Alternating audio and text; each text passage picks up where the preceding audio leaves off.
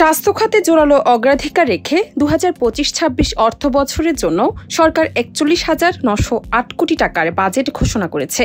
আগের বছরের তুলনায় বরাদ্দ কিছুটা বাড়ানো হয়েছে। এবারের বাজেটে বিশেষ গুরুত্ব দেওয়া হয়েছে সার্বজনীন স্বাস্থ্যসেবা নিশ্চিতকরণ, দক্ষ জনবল নিয়োগ, বিনামূল্যে চিকিৎসা এবং আন্তর্জাতিক মানের কেয়ার গিভার প্রশিক্ষণ কার্যক্রমে। সরকার 2025-26 অর্থ বছরের বাজেটে স্বাস্থ্য ও পরিবার কল্যাণ মন্ত্রণালয়ের জন্য বরাদ্দ ঘোষণা করেছে 41,908 কোটি টাকা। গত অর্থ বছরে এ খাতে বরাদ্দ ছিল 41,407 কোটি টাকা, অর্থাৎ নতুন অর্থ বছরে বরাদ্দ বেড়েছে 501 কোটি টাকা।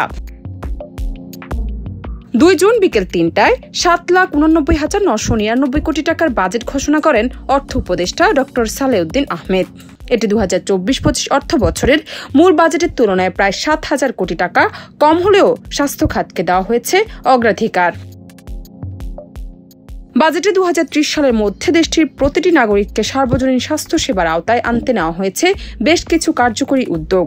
স্বাস্থ্য খাতে শূন্যপদ পূরণে চিকিৎসক, নার্স, টেকনিশিয়ান, ফার্মাসিস্ট এবং স্বাস্থ্য সহকারীদের নিয়োগ ত্বরান্বিত করা হয়েছে। সেই সঙ্গে প্রয়োজনীয় নতুন পদ সৃষ্টিরও পরিকল্পনা রয়েছে। দরিদ্র সীমার নিচে বসবাসরত জনগোষ্ঠীর জন্য বিনামূল্যে চিকিৎসা সেবা নিশ্চিত করতে অতিরিক্ত 4,166 কোটি টাকা বরাদ্দ দেওয়া হয়েছে। পাশাপাশি সম্প্রসারিত রাখা হয়েছে টিকাদান কর্মসূচির জন্য বরাদ্দ আরও 1,000 কোটি টাকা।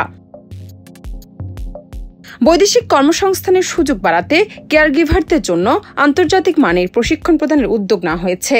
নার্সিং শিক্ষায় পিএইচডি কোর্স চালু এবং একটি আন্তর্জাতিক মানের নার্স শিক্ষক প্রশিক্ষণ কেন্দ্র স্থাপন করার বিষয়টিও বাজেটে বিবেচনায় আনা হয়েছে। জান্নাত নিপু, দেশ রূপান্তর।